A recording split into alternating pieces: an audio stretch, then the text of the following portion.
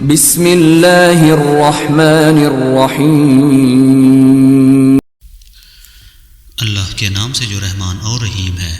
پھر جنہوں نے وصیت سنی اور بعد میں اسے بدل ڈالا تو اس کا گناہ ان بدلنے والوں پر ہوگا۔ اللہ سب کچھ سنتا اور جانتا ہے۔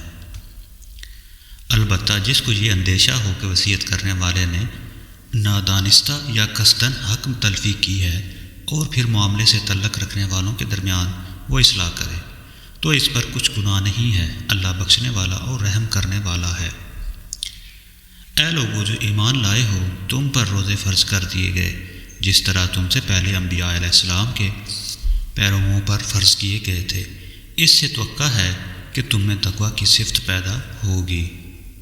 چند مقرر دنوں کے روزے ہیں۔ اگر تم میں سے کوئی بیمار ہو یا سفر پر ہو تو دوسرے دنوں میں اتنی ہی تعداد پوری کر لے، اور جو لوگ روزہ رکھنے کی قدرت رکھتے ہوں پھر نہ رکھیں تو وہ فدیہ دے۔ ایک روزے کا فدیہ ایک مسکین کو کھانا کھلانا ہے، اور جو اپنی خوشی سے زیادہ بھلائی کرے تو یہ اس کے لیے بہتر ہے۔ لیکن اگر تم سمجھو تو تمہارے حق میں اچھا یہی ہے کہ تم روزے رکھو۔ رمضان وہ مہینہ ہے جس میں قرآن نازل کیا گیا، جو انسانوں کے لیے سراسر ہدایت ہے اور ایسی واضح تعلیمات پر مشتمل ہے جو راہ راست دکھانے والی اور حق و باطل کا فرق کھول کر رکھ دینے والی ہے۔ لہذا اب سے جو شخص اس مہینے کو پائے اس پر لازم ہے کہ اس پورے مہینے کے روزے رکھے، اور جو کوئی شخص مریض ہو یا سفر پر ہو تو وہ دوسرے دنوں میں روزوں کی تعداد پوری کرے۔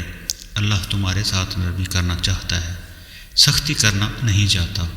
اس لیے یہ طریقہ تمہیں بتایا جا رہا ہے تاکہ تم روزوں کی تعداد پوری کر سکو، اور جس ہدایت سے اللہ نے تمہیں سرفراز کیا ہے اس پر اللہ کی کبریائی کا اظہار و اعتراف کرو، شکر گزار بنو۔